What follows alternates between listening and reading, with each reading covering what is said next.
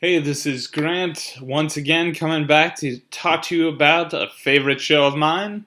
That's right, Full Metal Alchemist. Now on to episode 2.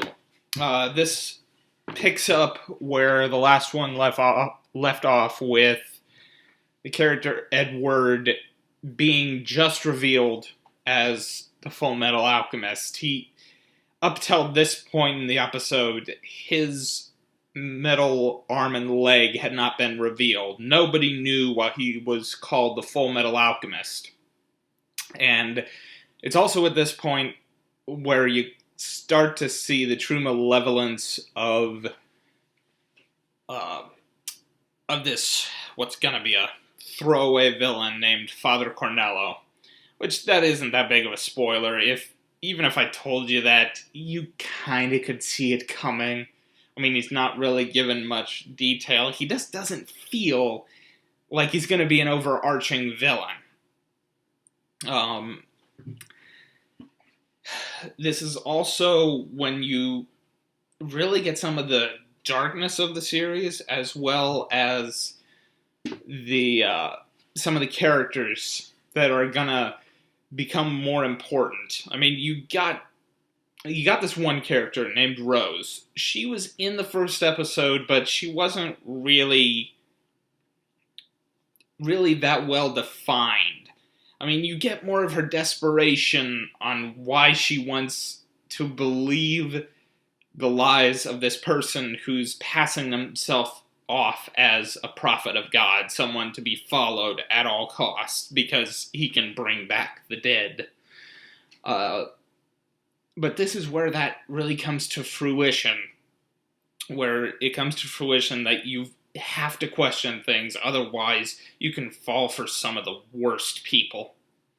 This is also your first introduction for two characters named after the seven deadly sins, lust and gluttony, which, oh my gosh, gluttony is terrifying. I mean, he's one of the least developed villains, but then again, he's kind of meant to be one of the least developed villains. And he has this weird, almost Gollum-like quality to his voice.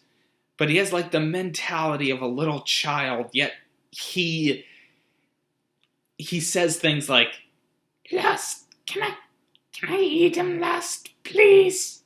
I mean, it's a lot more menacing than I'm making it sound, but oh my gosh, he's terrifying. I mean, this episode ends with you hearing the crunching noises, which is why I'm going to recommend this show, as you don't show this to anybody unless they have seen the 1989 Batman. I know that's very specific, but that is a really good indication of the type of violence and maturity that you're going to see in this. It's going to come off as a little cartoony, but not that much. A sort of gritty cartoon.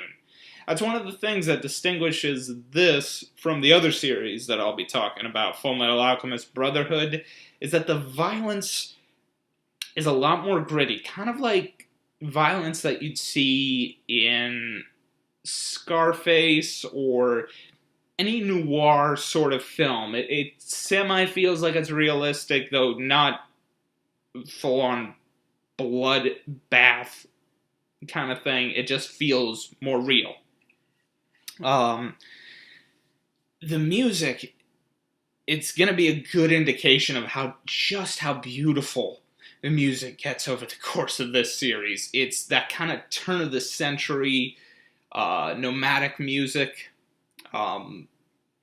It's really beautiful. It kind of reminds me of Romani music, which, for those of you who don't know what Romani is, it's gypsy music. It's this whole story, you see, it's taking place around 1910, 1912. That's why it sounds very turn of the century. Also, one of the things that is interesting, while it's a mythical country, and I never noticed this until I saw a review on the other show, this country resembles in a lot of ways a kind of pre-World War One or pre-World War Two Germany. And I really like that aspect, because this is like the one thing that makes you think, wow, I'm proud to be German. I mean, German people have gotten such a bad rap with Hitler, and this is like the one of the few shows that it celebrates something that really just comes off as very Germanic, if that's the right term. Yeah, I think it's Germanic. So, if you found the first episode to be lackluster, I would really recommend seeing, just finishing it to its conclusion, because this is a really good payoff episode. And it's going to give you a really good indication of where the show is going to be going. So with that, I say adieu.